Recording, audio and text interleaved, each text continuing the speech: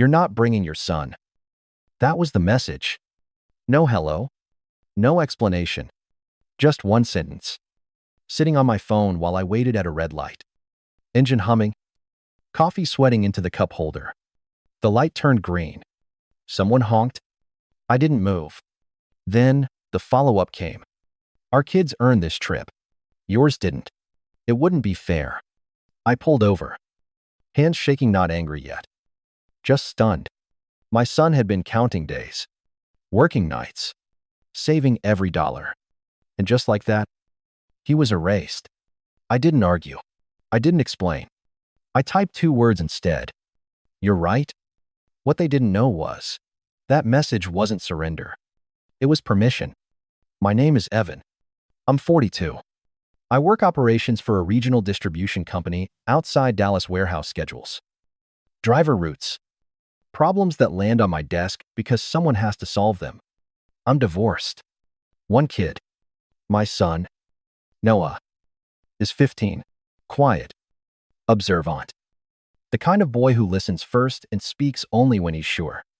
We rent a small 2-bedroom apartment near an old shopping strip that never quite recovered after the pandemic.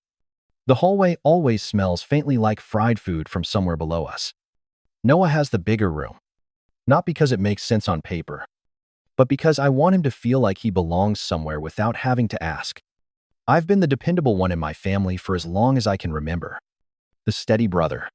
The son who doesn't make trouble. The one who figures it out. My parents retired to a smaller town outside Austin after my dad's back finally gave out. His pension covers the basics. Barely. My mom manages the rest with anxiety and optimism in equal measure. My younger brother, Ryan. It lives in a clean suburban neighborhood with a 2-car garage and a job in sales that somehow always sounds better than it pays. He's married. 2 kids. Always in new shoes. Always enrolled in something. And me, I work overtime. I budget. I don't post vacation photos. Somehow, I'm still the one everyone calls when things get tight. It started years ago. Quietly, a power bill my parents were short on one summer. A temporary loan to help Ryan cover a property tax surprise. A few hundred here. 1,000 there. Always urgent. Always framed like a one-time thing. It never was. 3 years ago, my mom suggested what she called a family emergency fund. So no one has to panic if something happens. She said, hand pressed to her chest like she meant it. We'll all contribute. We opened it together. All our names on the account. Equal access. Equal responsibility. Only one of us actually contributed. I set up automatic transfers 200. Sometimes 300 a month when overtime was good. It became part of my life. Like rent or groceries. I watched the balance climb while everyone else talked about it, like it was a shared safety net. Ryan once joked, "Good thing Evan's responsible." Like it was a compliment. My mom deposited $50 once and told everyone she'd started contributing. Ryan never put in a dime. Still, they called it our account. Noah grew up inside that dynamic without ever being centered in it. He was the kid who waited patiently while his cousins tore through piles of gifts. The kid who said it's fine before anyone apologized. The kid who learned early not to expect equal treatment. Because expecting hurt more than not having. Last Christmas, my parents mailed gift cards to the grandkids. Ryan's kids each got $100. Noah got 20 in cash. No card. Just a folded bill. When I called my mom, she sounded surprised. "Oh well, I must have mixed that up. We'll fix it later." They didn't. I let it go. Like I always did. Because that's what you're supposed to do for family. Right? You minimize. You rationalize. You tell yourself they don't mean it.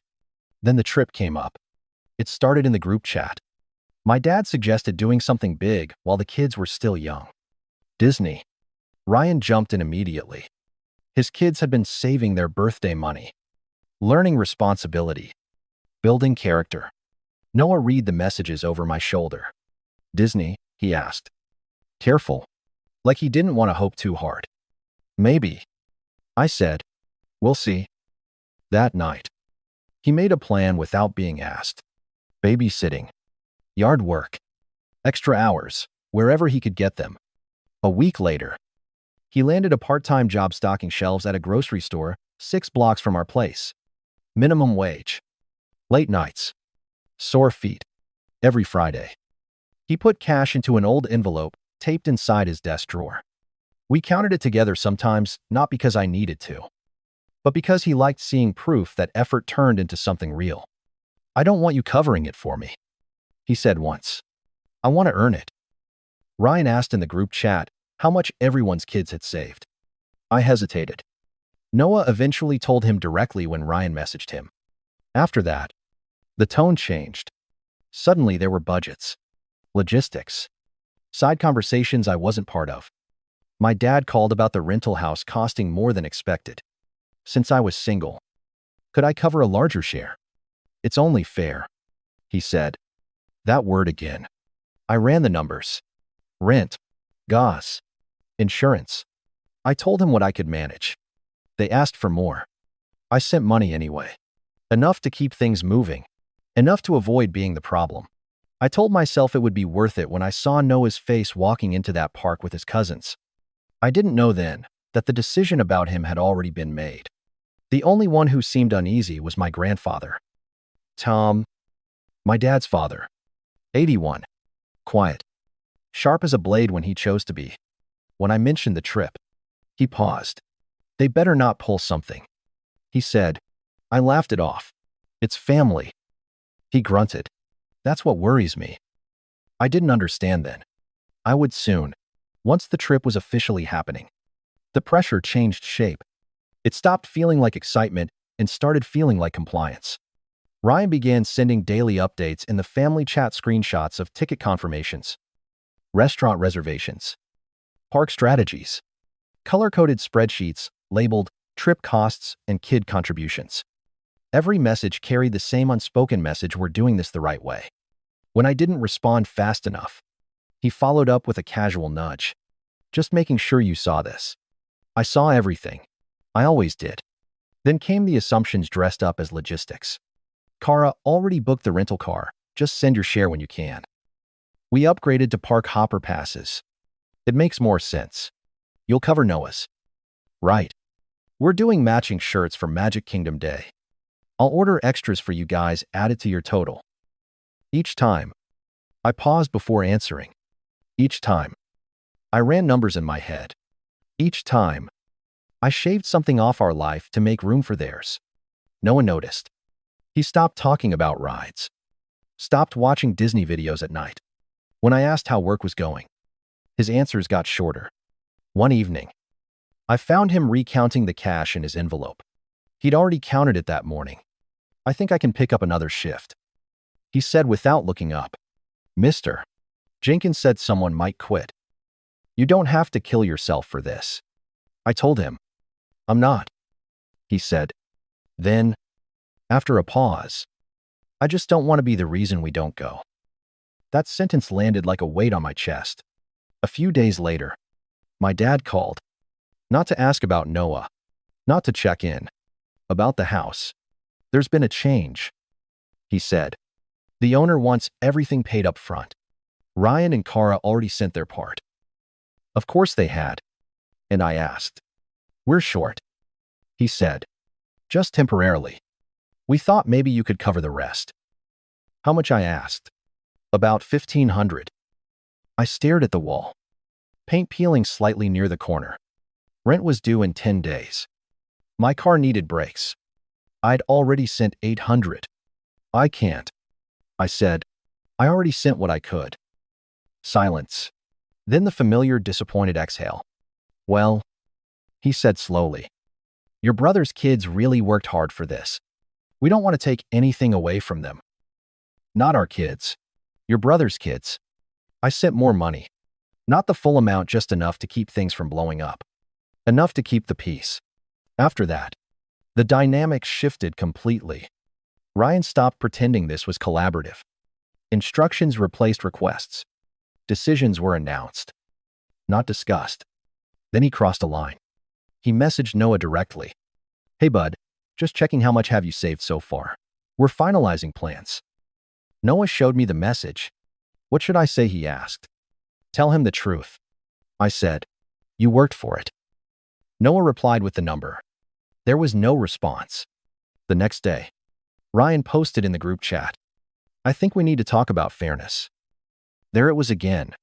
He went on about values, about teaching kids responsibility, about how some children had sacrificed and others hadn't, about how uncomfortable it would be if not everyone contributed equally. No one mentioned Noah's shifts. No one mentioned the money I'd already sent. No one mentioned the account quietly holding everything together. My mom added a sad face emoji and wrote, "We just want this to feel good for everyone." I didn't feel good. I felt cornered. That night, I called my grandfather. They're squeezing you, he said after I explained, and they think you'll keep shrinking. I don't want to ruin the trip. I said. He snorted. They already did. You're just the last one realizing it. The final blow came 2 days later, in a private message from Ryan. No softening. No emojis. After talking it over, we think it's best if Noah sits this one out. It's about teaching responsibility. I'm sure you understand. Sits this one out. Like he was an optional extra. Like he hadn't been working himself into exhaustion for months. I didn't respond right away. I went to check on my son. Noah was sitting on his bed in his grocery store uniform. Homework open but untouched. Uncle Ryan asked if I could watch their dog while they're gone. He said, casual but not really, so they don't have to board him. Something inside me snapped, not loudly, not violently, but cleanly, like a rope finally giving way after being pulled too tight for too long. In that moment, everything rearranged itself. This wasn't miscommunication. This wasn't about money. This wasn't about values. This was a system where my role was to fund, absorb, and stay quiet, where my son was welcome only as long as he cost nothing and asked for less. They weren't reacting to Noah's savings. They were enforcing a hierarchy, and I was done pretending not to see it. The exclusion didn't arrive with shouting or drama. It came politely, quietly. Ryan didn't say Noah isn't welcome anymore. He said it's probably best if he sits this one out. As if my son were a chair they no longer needed at the table. I didn't respond right away. I couldn't trust myself to. Instead, I sat alone at the kitchen table long after Noah went to bed, staring at a faint crack running through the tile like a fault line. The refrigerator hummed. A car passed outside.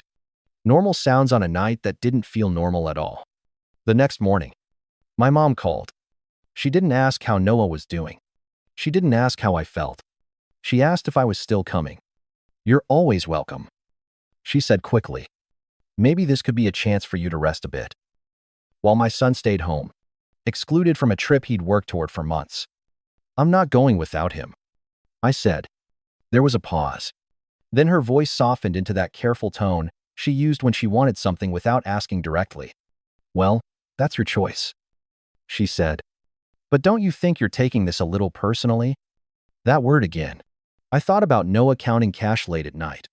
About him saying he didn't want to be the reason we didn't go. About the dog-sitting request useful even when excluded. No, I said. What's personal is telling a kid to stay home while asking him to watch your dog. She sighed. You're being emotional. I'm being a parent, I said, and ended the call. That afternoon, I picked Noah up from his shift. He climbed into the passenger seat smelling like cleaner and cardboard. Everything okay? He asked. Yes, I said, then corrected myself. No, but it will be. At home, I asked him to sit with me at the table. His shoulders tensed immediately. I didn't do something wrong. Did I? He asked. No, I said firmly. You didn't. I told him the truth carefully. That the family had decided to make the trip just for the other kids. That it wasn't about his effort. That it wasn't fair. That I was sorry. He didn't cry. He nodded. Once, slowly. Okay, he said. I kind of figured. That hurt more than anger ever could. I don't want you thinking this says anything about your worth, I said. I know, he replied. I just hoped. Hope That was the thing they took without even noticing. That night, after Noah went to bed, I opened my banking app. The family emergency account sat there like it always had. Quiet, full, waiting. Years of deposits. Mine? I scrolled through the history and saw it clearly for the first time, not generosity, but expectation. Not support, but entitlement. I remembered something my grandfather once said after watching my parents lean on me yet again. They don't ask because they need it. He'd said, they ask because you've taught them you'll say yes. The realization landed with absolute clarity. This wasn't a misunderstanding. This wasn't bad timing. This wasn't an accident, it was a plan. A plan where my role was to pay quietly and accept being last. Where my son learned early that belonging came with conditions. Something hardened in me, not into rage, but into certainty. I wasn't going to argue my way back into their good graces. I wasn't going to beg for space for my child. And I was done funding a family that treated my son like an optional extra. I closed the app and set my phone down. For the first time, I didn't feel fear about what would happen if I stopped helping. I felt relief. The breaking point wasn't loud. It wasn't dramatic. It was the quiet moment I decided my son's dignity mattered more than their comfort. And once that decision was made, there was no going back. I woke up before my alarm the next morning. No racing thoughts. No dread. Just a calm so unfamiliar it almost felt wrong. I made coffee and sat at the kitchen table while the sun came up. Light creeping across the counter. For once, my head wasn't full of calculations about other people's problems. I wasn't rehearsing how to say yes in a way that wouldn't cost too much. I opened my banking app. The family emergency account sat there, exactly where it always had, solid, dependable, built almost entirely on my paychecks. Years of quiet deposits, airport runs, overtime shifts, weekends I didn't take off. I called the credit union as soon as they opened. After the security questions, the woman on the line paused. You're the primary account holder.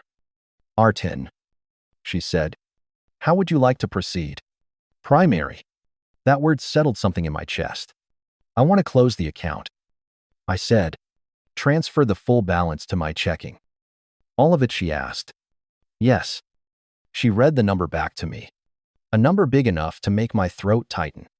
Not because I felt guilty, because I realized how long I'd been carrying everyone else without ever stopping to ask why. A few minutes later, the notification hit. Transfer complete. The account vanished from my screen. No argument. No warning. Just gone. Next. I set boundaries. Not speeches. Not emotional messages. Just clean, professional lines written the same way I handle things at work when a decision is final. To my parents, I won't be contributing financially going forward. I'm focusing on my household and my son. This isn't open for debate.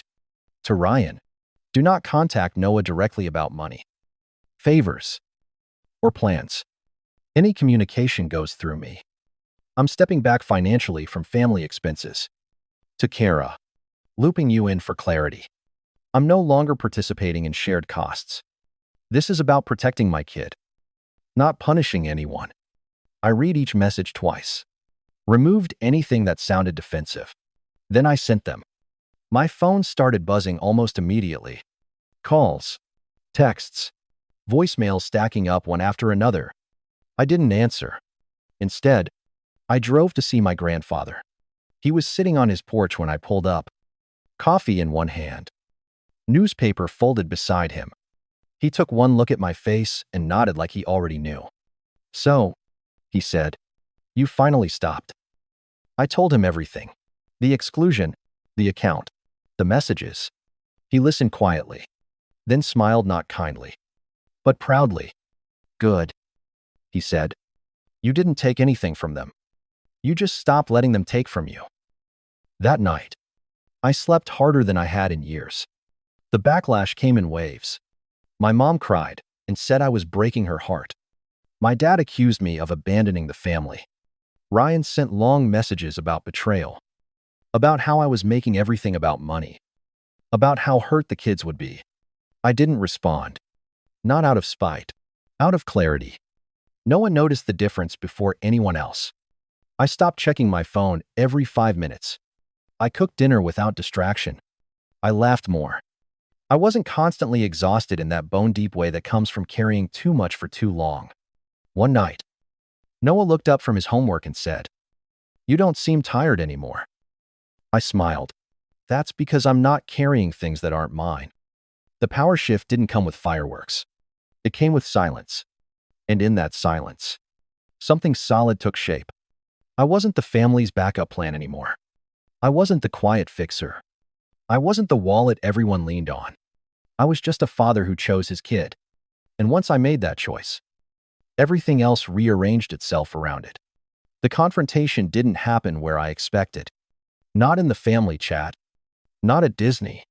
Not over a screaming phone call that left everyone angrier and nothing resolved. It happened a week later. In a quiet conference room at my parents' senior living complex. My mom had asked for a family discussion. Her words: careful, neutral. The kind that usually meant I was about to be guilted into fixing something I didn't break. I agreed to come on one condition. Noah wouldn't be there. This wasn't his fight. When I walked in, everyone was already seated. My parents on one side of the table, Ryan and Kara beside them, and at the far end, a man in a gray suit holding a leather folder. I stopped. "Who's that?" I asked. Ryan cleared his throat. "That's Brent, our attorney." Of course. They hadn't come to talk. They'd come to pressure. I sat down anyway. Brent smiled professionally. "Mr. Walker, thank you for meeting with us. There's been some concern regarding the family emergency account." "There's no concern," I said calmly. "There was an account I funded. I closed it." My mother's eyes filled instantly. "That money was for all of us." "No," I said. "It was from me. There's a difference." Ryan leaned forward. "You didn't even discuss it. You just took everything." I met his eyes. "You decided my son didn't belong on the trip without discussing it. We're even." Brent opened his folder. "The issue is that expectations were created." One could argue. "No." I cut in. Not loud. Not angry. "You can't." The room went quiet. "I have records." I continued. "Every transfer. Every deposit. Every temporary loan that never came back. If you want to involve lawyers, I'm prepared to do that too." That part caught them off guard. Ryan blinked. "You have a lawyer?" "I spoke to one," I said, "after my kid was excluded and still expected to be useful." My dad finally spoke. "This isn't who you are." I looked at him. "Yes," I said, "it is. I just stopped pretending it wasn't." My mom started crying openly now. "You're tearing the family apart." I shook my head. "I'm protecting my son. If that feels like destruction, you should ask yourselves why." Brent closed his folder slowly. "Based on what you've said," he said, "there's no legal basis to pursue this." Kara stared at the table. Ryan's face had gone pale. They'd expected guilt. They'd expected me to fold. They hadn't expected preparation. I stood up. "One more thing," I said. "Noah will not be contacted for favors. Money, dog sitting, or emotional labor. Ever. If that boundary is crossed, this conversation will seem very small." Ryan opened his mouth. I held up my hand. "I'm not asking." Then I walked out. In the parking lot, the air felt different, lighter. Like the moment after a storm breaks and everything smells clean again. I sat in my car for a moment, hands on the steering wheel, and realized something. I wasn't shaking. I wasn't angry. I was finished. When I got home, Noah was at the kitchen table doing homework. "How'd it go?" he asked. "It's handled," I said. He studied my face, then nodded. "Good." That was when I understood something important. The confrontation hadn't really been about them. It had been about showing my son without lectures or drama that no one gets to decide his value. Not family. Not tradition. Not people who only show up when it benefits them. And once that message was delivered, the rest didn't matter. The aftermath didn't come with apologies. There were no late-night texts admitting fault. No sudden realizations. No emotional breakthroughs where everyone hugged and promised to do better. What came instead was distance. My parents called less. When they did, the conversation stayed carefully shallow weather updates. Doctor visits. Nothing that required accountability. Ryan went silent altogether. Kara sent one message weeks later about keeping things civil for the kids. I didn't respond. For the first time, silence didn't feel like punishment. It felt like peace. The real change happened at home. Noah stopped bracing himself. He stopped asking if we could afford small things. He stopped apologizing for wanting normal teenage experiences. Slowly, without announcing it, he started taking up space again. One night, while we were eating takeout on the couch, he said, "You know, I don't feel like I'm the extra one anymore." I didn't answer right away. I didn't trust my voice. "You never were," I said finally. He nodded. "I know, but now I feel it." That was it. That was the moment everything locked into place. I kept my promise to my grandfather. 2. I checked in on him more often. Made sure his paperwork was solid. When my mom hinted carefully that the family might need help again, he shut it down himself. "He's done enough," he said. "Let him raise his kid in peace." With the money I reclaimed, I didn't splurge. I didn't try to make a point. I stabilized us. I paid off the last of the credit card debt that had been hovering over my head for years. I fixed the brakes on my car.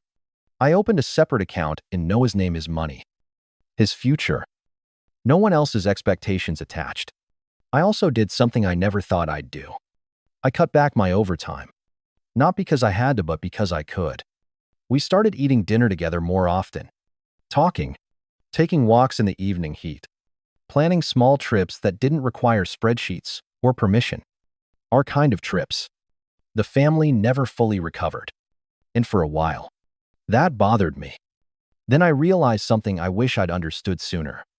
Some family systems only survive because one person keeps sacrificing. When that person stops, the system doesn't fall apart. It reveals itself. And what it reveals isn't always worth saving. Noah still sees his cousins occasionally.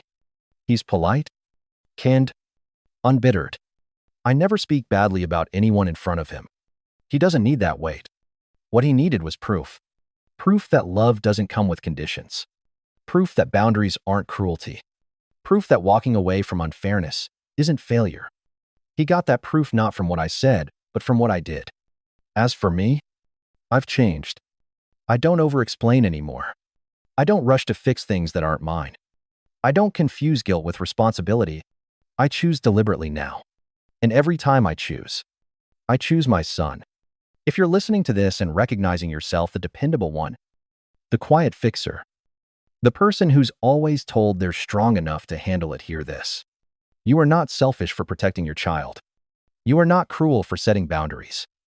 And you are not responsible for maintaining a family dynamic that requires your kid to shrink.